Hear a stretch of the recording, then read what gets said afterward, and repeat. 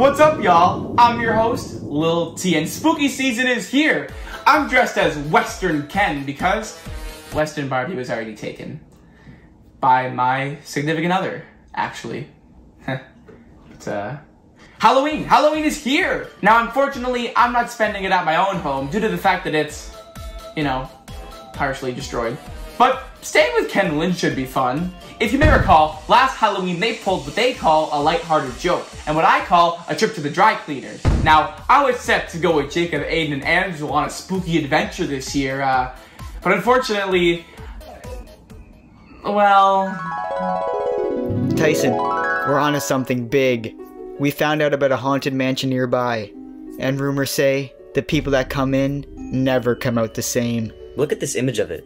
Isn't it scary? Wow. Are you in?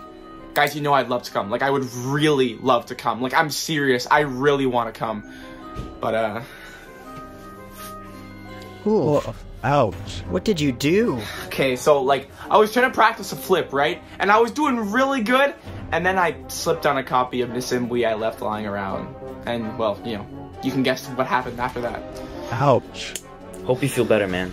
But you guys go. You guys have fun. Just promise, stay safe, okay? Be careful. Always.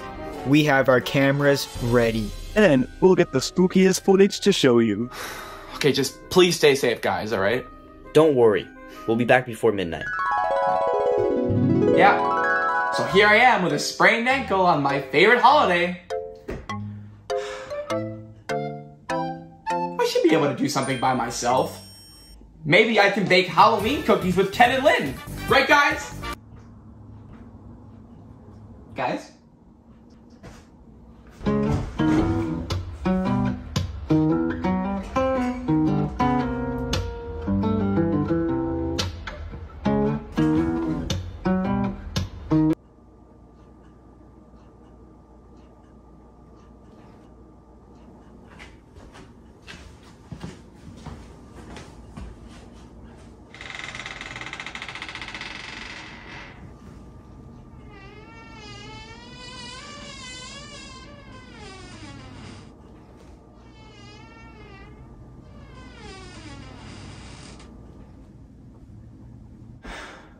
They aren't here. I guess I really am alone. I smell an opportunity!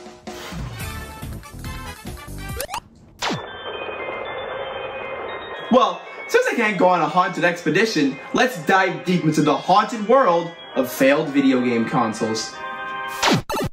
Before Apple carved a niche for itself with its cutting-edge technology like overpriced and overpriced, it dabbled in the gaming universe with the Pippen. And yeah, not all experiments were successful. Released in the same year as History Tool 1996, the Pippen showcased Apple's forward-thinking mindset. Positioned not just as a gaming console, but as a multimedia platform. With the ability to play games, access the internet, and even be leveraged for educational purposes, it had the promise of being revolutionary. In reality, the concept was remarkably ahead of its time, serving as a precursor to future innovations seen in consoles like the Wii. It was an ambitious endeavor. However, ambition isn't always enough. Apple's decision to license the Pippen technology to third-party manufacturers instead of crafting it in-house could be seen as the first misstep. Bandai, the Japanese toy and video game company, was the most notable collaborator, and while the partnership made sense on paper, the execution left much to be desired. The Bandai Pippen at Mark and the Bandai Pippen at World, yes, these are real game console names, were Apple's attempts to shatter conventional norms in the gaming world. With a controller that combined a trackball with standard gamepad buttons, Apple aimed to make a grand statement about its penchant for innovation. But here's the cold truth. Innovation should ultimately translate to practical, user-friendly design. Unfortunately for many users, the controller proved to be more of an obstacle than an intuitive interface. Then there was the price. Do you kiss your mother with that price? At $599, the Pippen made your wallet weep, especially when competitors like Sony's PlayStation offered compelling gaming experiences at half the price. The PlayStation not only had an appealing price point, but also a vast gaming library, a stark contrast to the Pippen's limited collection. This minimal roster failed to attract both powerhouse developers and discerning gamers. The mid-90s saw Apple in a state of flux, experimenting with a smorgasbord of products. The Pippen was one of those experiments that sadly got lost in the chaos. Now, I'd love to talk about the Apple microwave, but that's a different discussion. The Pippen, for all its faults, was a testament to Apple's willingness to venture into new territories and take risks. And while this particular risk didn't pay off, it was a valuable lesson. Stick to the status quo. Alright folks, let's move on to our next thing that is no longer living, or as I like to call them, my roommates. The Gizmondo. Yep, this one's a doozy. Remember how the Pippen was a testament to a tech giant dipping its toes into unknown waters? Well, Gizmondo took a whole cannonball dive into the pool, but forgot it couldn't swim. Kinda like Jacob that one time he jumped into the deep end and almost drowned. Released in 2005, 1 year before the arrival of the tea of all lils, the Gizmondo was developed by Tiger Telematics, a company that no longer exists. That should tell you everything. This handheld gaming console tried to be the Swift Army knife of tech devices, aiming to offer gaming, multimedia functions, and GPS capabilities. It sounds cool, right? Except they forgot the golden rule. Jack of all trades, master of none. Now, let's talk about the games, or more accurately, the lack thereof. The Gizmondo had a measly 14 games available, and even calling them games feels like an overstatement. They were more like glorified tech demos. Now, as much as I love to play with sticky balls, it's not going to give you an engaging gaming experience, that's for sure. That's all I get? I could have just slathered some honey on my butt. Not only did the Gizmondo offer subpar gaming experiences, but it also came with a price tag of $400. And if you thought that was expensive, there was also a model with smart ads, which was cheaper, but forced you to watch ads before you could even play. This is giving me some serious PTMTD, post-traumatic microtransaction disorder. Okay, so now this is where the story takes a turn. Stefan Eriksson, one of the key executives behind the Gizmondo, was no ordinary businessman. He was actually the leader of a notorious criminal organization known as the Uppsala Mafia in Sweden. Yes, the guy that made the Gizmondo was a mob boss. Now, you'd think that after being involved in the banger that was the Gizmondo, he'd maybe lay low, turn over a new leaf, maybe have some kids, eat some Swedish meatballs, but nope, Stefan had different plans. He ended up making headlines again, but not for any technological endeavors. This time, it was because he crashed a Ferrari in California. Imagine cruising on the Pacific Coast Highway in a car that cost more than most people's houses, and then slamming into a pole at around 162 miles per hour.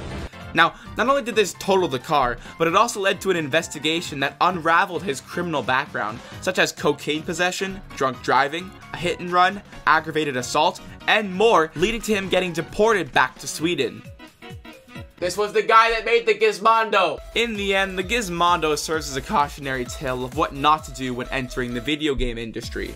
A high price, limited game library, and overall lack of focus sealed its fate. Oh, and don't forget about the criminal ties, that didn't help either. This thing shared a lot of the same flaws with the Pippen. It was overpriced, overly ambitious, had limited games, and confusing controls.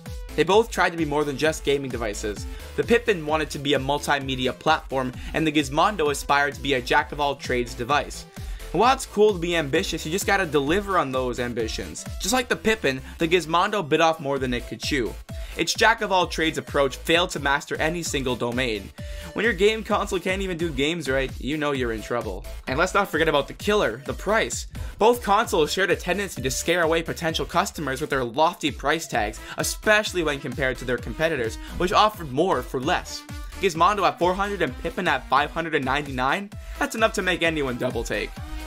That and the whole mob boss thing, that one's pretty bad too. So we've talked about the Pippen and the Gizmondo, or should I say, Rippin' and Gizgondo.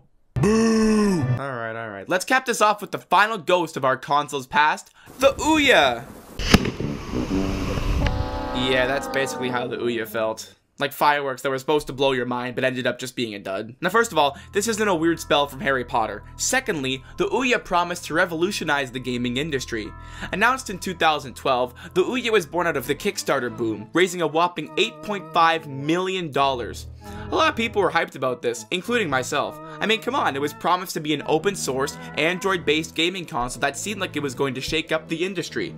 Open source? Heck yeah! Affordable at $99? Double heck yeah! But oh boy, it didn't live up to the hype. First off, it was tiny. I mean, I could literally hold it in one hand, and I'm no basketball player. It looked like a Rubik's Cube and performed like one too. Complicated and not that much fun unless you're into that kind of thing. Now about the games. Most of the games were Android ports, which means you could already play them on your phone. So why would you need a console for that? They did have some exclusive titles, but nothing that could be considered a killer app. The control lag was also an issue. But it's just by a second. But a second can be the difference between taking the dub or being forced to clean Angela's toilet because you lost a game of Mario Party 7. And let's not forget the interface. Oh lord, that UI. It looks like a bad streaming service. The hardware wasn't doing it any favors either. We're talking last-gen tech, which meant it couldn't hold a candle to its competitors. No wonder the mainstream audience wasn't enticed. I mean, would you pick the Ouya over the PS4 or Xbox One? I didn't think so. Then there was the controller. Designed to look sleek and modern, it felt more like a third-party knockoff than a legit gaming controller. The buttons would stick and the touchpad was unresponsive, and the overall feel was just underwhelming. And if we're talking prices, this tiny cube was asking for 99 bones. Well, that's way cheaper than the Pippen or the Gizmondo. You also have to consider what you're getting for your money. Sometimes, you do get what you paid for. Here's the real kicker though. Ouya required developers to offer some part of their game for free, whether it's a demo or a free-to-play model with in-app purchases. Sounds great for consumers, but for developers? Not so much. How can you make money when you're pressured to give your stuff away? At the end of its life cycle, the Ouya was sold to Razer Inc., who discontinued it in 2019, making it a relic of the past. A ghost, if you will. Now these consoles, the Pippen, Gizmondo, and Ouya, may be forgotten, but they...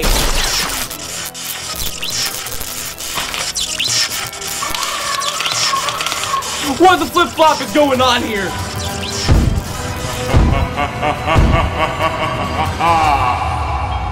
Ah, Tyson, you dare to utter our names after years of silence, and now we have risen!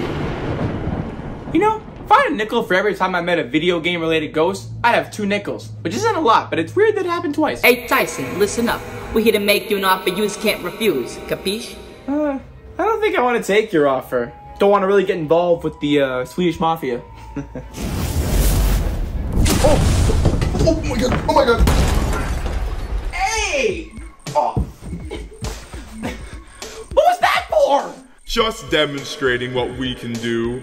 Imagine an eternity of that, but like, 10 times worse. So you decided to flip the chair? You'll keep playing our mediocre games in the afterlife. You will keep our legacy alive in a manner of speaking. We just gonna put your salt on our leaderboard, alright? And this ain't no ordinary leaderboard, kid. This one ain't never gonna reset. Never. Leaderboard?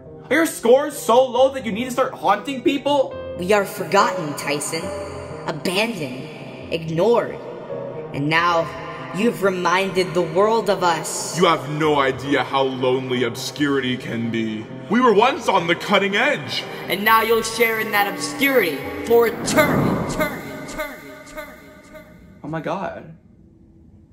I get it. Get what? You guys feel lonely and forgotten. Yeah. I get it. It's not fun being forgotten. My friends are off having a super fun, spooky adventure without me. Even Ken and Lynn forgot about me and just left me here alone. I am sitting here on my favorite night of the year with a sprained ankle. But you know what? Just because you're forgotten doesn't mean you aren't loved. Loved? We're as irrelevant as a joystick on a smartphone. You all took big risks in a competitive market. Pippen, you were like Apple's awkward teenage phase. Gizmondo, you're like a Swiss Army knife with games. But before you crashed and burned. And Ouya, you had the audacity to think indie games could lead a console. If you ask me, that's bravery. When you, put it like that, it don't sound that bad. Sure, you're an example of what not to do, but also what can be done. You guys have all left a mark on gaming history, even if just as a cautionary tale. And yeah, not all experiments work out, but they lead the way for new innovations. That's surprisingly uplifting, coming from someone wearing a Barbie costume. And you know what? Feeling forgotten is temporary. My ankle will heal, Ken and Lynn will realize they left the stove on and come back, and my friends will tell me all about their adventure. They will? Absolutely. And maybe someday someone will make a console that succeeds where you guys failed. They'll owe that, in part, to you. So you see, you're not really forgotten if you've left something behind. You make a compelling case, young one. I was born many years before you came out. Alright, kid. We's gonna talk for a sec.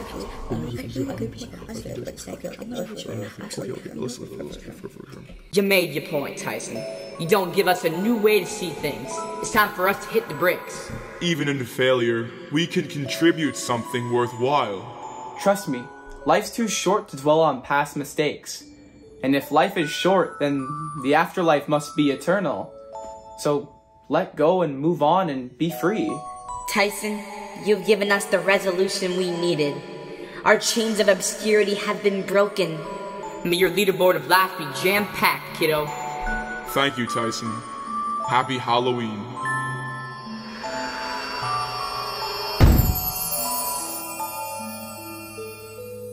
This Halloween wasn't actually that bad after all. If I didn't know any better, I'd think I was in like a weird Hallmark movie or something. But hey, let's make a pact, alright? We won't let the fear of being forgotten hold us back from anything.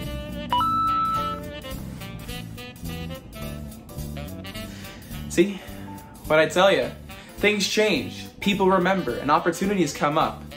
Basically what I'm trying to say is, if you get a game over, just play a different game. I've been your host, Lil T, and have a very happy Halloween.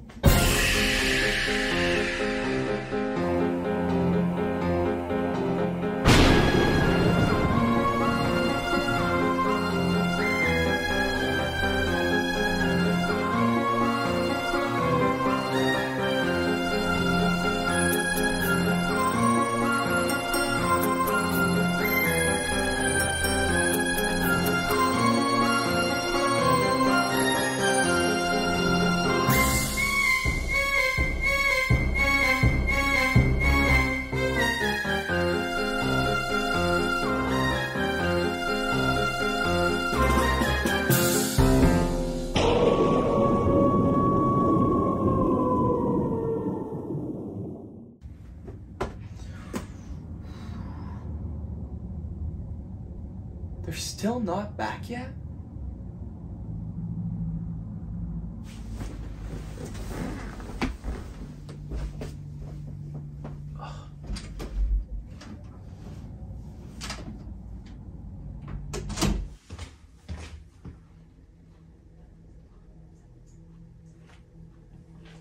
Well, I've seen enough horror movies to know you should never go into a dark basement.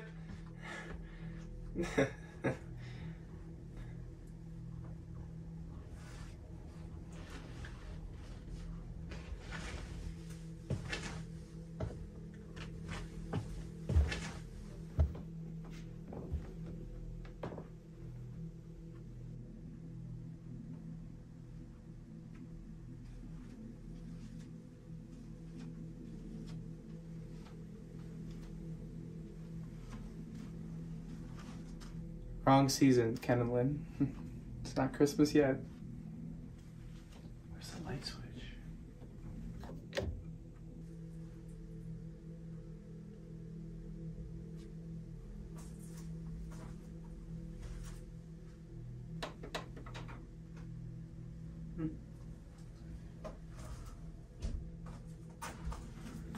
I guess Ken and Lynn must be good players.